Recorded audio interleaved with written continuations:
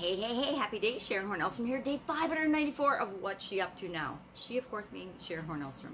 I named this years ago, actually 595 days ago probably, when I decided I was going to document my journey of transitioning from corporate America, brick and mortar businesses, lots of them, like 27 or so, to the online world. I had an opportunity to learn about online businesses a little bit while I was in corporate America and running my offline businesses, but I never even had time to dabble. It was just not even a hobby. It was just I'm interested in this, I'm curious about this, but I really never explored it.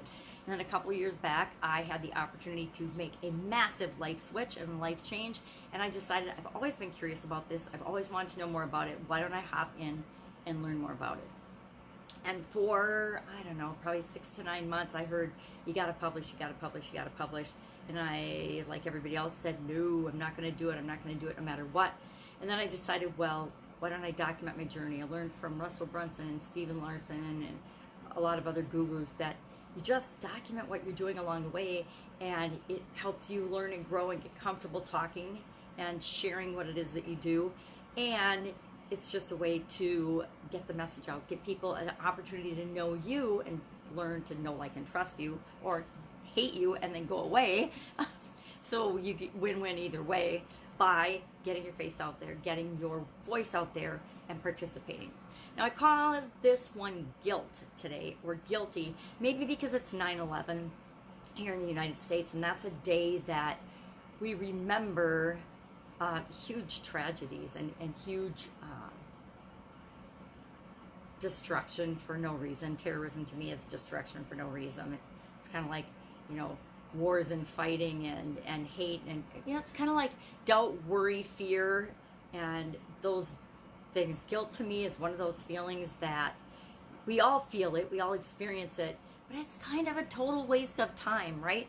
I feel guilty because people died in 9/11 and I didn't. I feel guilty because I went to college and some people didn't. You know, it's kind of the whole, we feel guilty for things that we don't even have any reason to feel guilty for, right? You know, I feel guilty because I snapped at the ex-husband the other day. I feel guilty because I didn't pay attention to my daughter when she asked me a question and I didn't hear it. I mean, we can feel guilty about all kinds of things. You know, I had a little guilt the other day because I told my sister I was going on the Jimbo cruise. Jimbo 8's coming up in November, and I haven't been on it since 2010. Always enjoyed going, but again, life got busy, life got in the way. I had health challenges and other things going on, and so I just didn't do it. And so I told her I'm going on this cruise, and she's like giving me this whole guilt trip. You know, do you really think you should be doing that? And for reasons that have nothing to do with anything. But whenever people judge us, we tend to feel guilty, whether we're guilty or not. I mean, of anything. Oh, you shouldn't do this. Well, the word should probably be removed from our vocabulary, because whenever we hear the word should, we judge not only ourselves but other people. Well, we should do this, we should do that. Who says we should? We should do what feels good to us, what's right for us. But we often don't, because other people are judging, other people are telling us what we should or shouldn't do. And that's not us knowing what we should or shouldn't do. It's other people putting their beliefs and their past experiences and their thoughts and their feelings onto us, and that's never really appropriate, right? The older I get, the less I try to judge, and I still judge like everybody else does. I still catch myself saying things and I'm like, oh my God, that sounded judgy, or why am I even saying that? You know, maybe one of my kids does something and I think, that was kind of iffy. Well, I try not to say anything about it. I try to just, they're grown-ups, let them figure it out, and it's none of my business. Other people's lives, for the very most part, are none of our business. We're here to love and support them, but it's not for us to judge. And that's really hard when we see things like injustices, or when we see people behaving in ways that just plain sucks. And we all have that in our lives. We all see things and experience things that we just make our eyes pop, and we're like, really? You just said that? You just did that? And different things trip us up. And, you know, to me, and actually it's really interesting, it's from 2010 on, I've had this light switch go off about judgmental behavior and judgment, and it really started to bother me. And I think it's probably because prior to that point, I was arrogant and egotistical and judgmental and living too much in the shoulds of life and other people's beliefs and not living in my own. And that's another story, but I think since that point it was like a light switch went off, and actually a light switch did go off for me personally, and I had the opportunity to change and reevaluate and look at the way I was living my life, what was important and what wasn't important. And people became much more important, experiences and the journey became much more important. And that's also part of why I like to document the journey, because every day, if we're alive, if we're living, it's worth documenting. It's worth making note of, because, you know, it's like a good movie. Good things happen, bad things happen, but the only thing that really matters is how we respond to it. And so I will contend right here, right now, that guilt, doubt, worry, fear are going to show up in our lives, but let's not let them live there. Let's let them pop in to visit, but let's get them out as soon as possible. Let's find ways to let those feelings go and to move on to something that feels better for us, because they're never going to move us in the direction that we want to go. None of us ever want to feel more fear. None of us ever want to feel more guilt. None of us ever want to feel more doubt. I don't know about you, but as a mom, I don't need to ever feel more worry. Enough of it pops up naturally that I don't need to add to that by adding more thoughts, more feelings, more beliefs that compound those feelings and make me feel worse. Let me ask you a question. How does guilt make you feel? How does doubt make you feel? How does worry make you feel?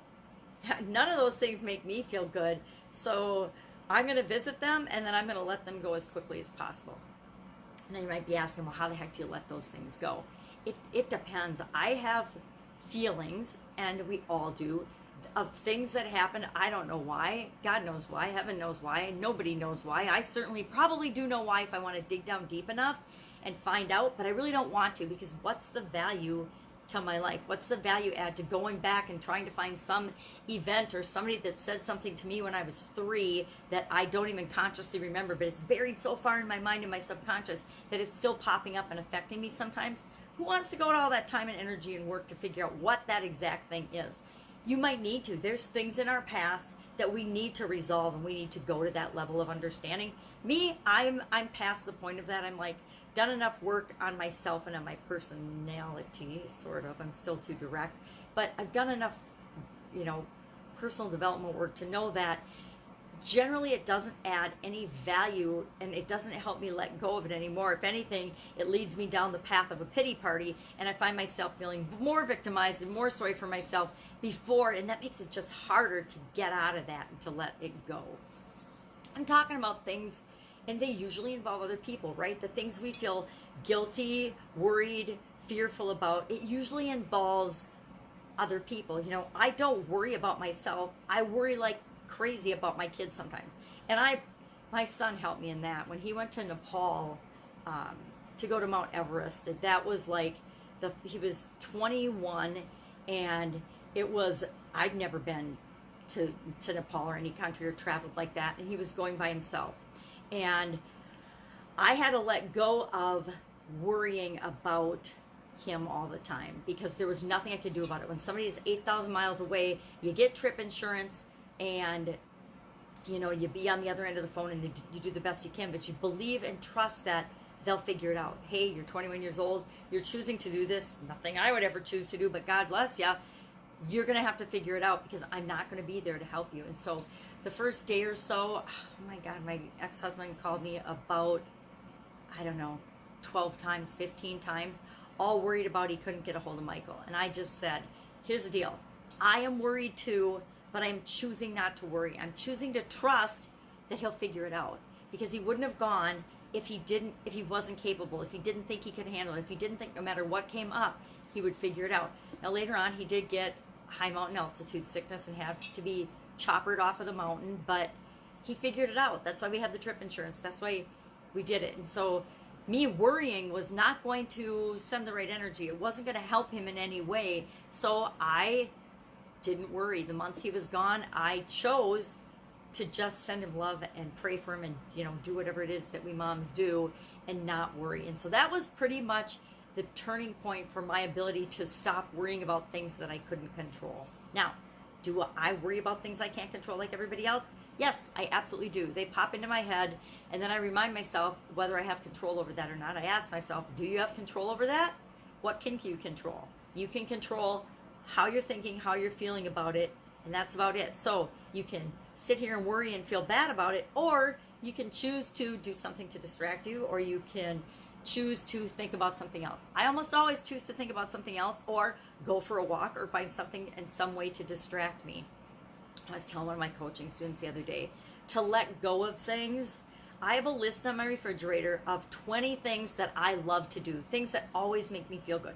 Things like taking a walk in nature, taking a bubble bath or an Epsom salt bubble bath.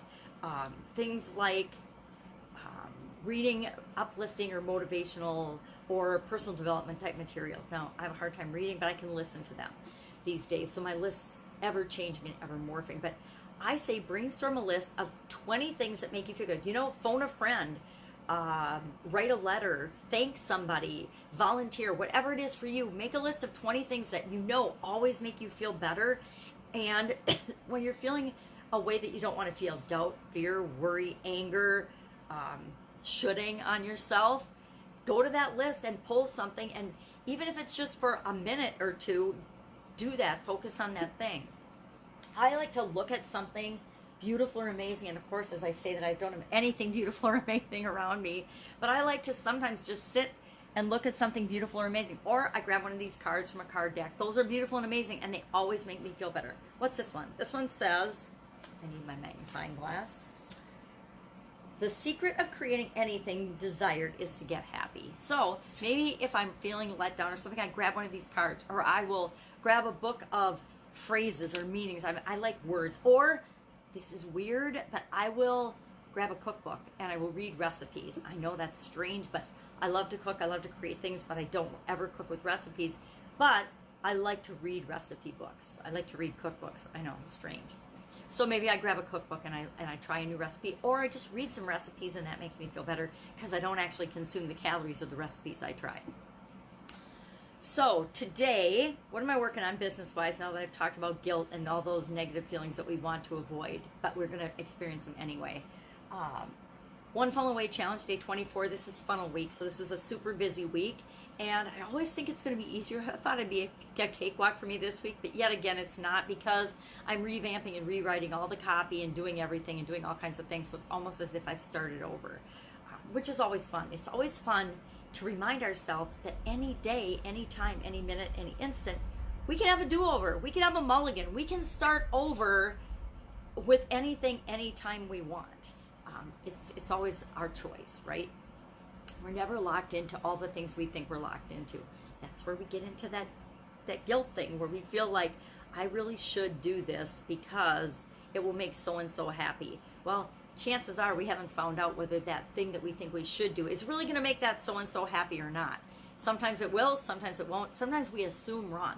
Oh my God, you mean we as human beings sometimes assume wrong? Guilty, of course we do.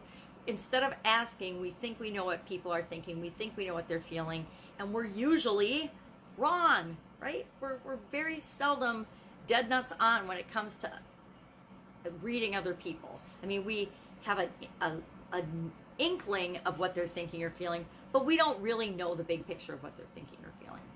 So today, One Funnel Away, 4-year-old granddaughter, we're having a little bit of challenges with going to 4K in the mornings, because it's just a change, it's a transition. And believe it or not, children have a hard time with transitions, just like we adults do.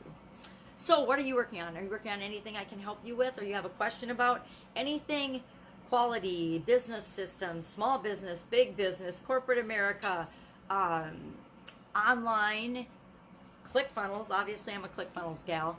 Anything ClickFunnels related, share it. Ask me the question in the comments below, and I will be glad to help you out or set you in the right direction. Have an amazing day. It's 9/11, so hug those you love and care about. Remember to appreciate people and appreciate yourself.